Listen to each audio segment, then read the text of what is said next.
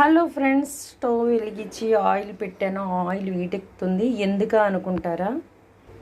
చూసేయండి, ఇప్పటికే అర్థమైందా? ఇదిగోండి, మిరపకాయ బజ్జీల కోసం మిరపకాయలు కట్ చేసి వాము ఉప్పు పెట్టేశాను. కొంచెం సాల్ట్ సోడా వేసి శనగపిండిని మొత్తం ఇలా కలిపి చేసి రెడీ చేసి పెట్టేశాను. ఇప్పుడు ఆయిల్ అయితే వీటెక్కిందండి. ఇప్పుడు మిరపకాయని ఒక్కొక్క బజ్జీలు చేసి ఆయిల్లోకి వదులుతానండి. మిరపకాయ బజ్జీలు అయితే వేసేసానండి. మిరపకాయ బజ్జీలు అయితే రెడీ అయిపోయినాయండి. ఇలా గోల్డ్ కలర్ వచ్చే వరకు ఉంచేసి తీసేస్తున్నాను.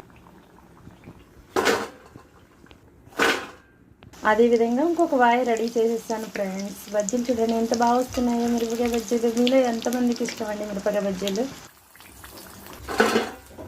వేడి వేడి మిరపకాయ బజ్జీలు అయితే ఇదిగో చూడండి ఎంత బాగా వచ్చినాయో ఫ్రెండ్స్. చాలా ఎమ్మీ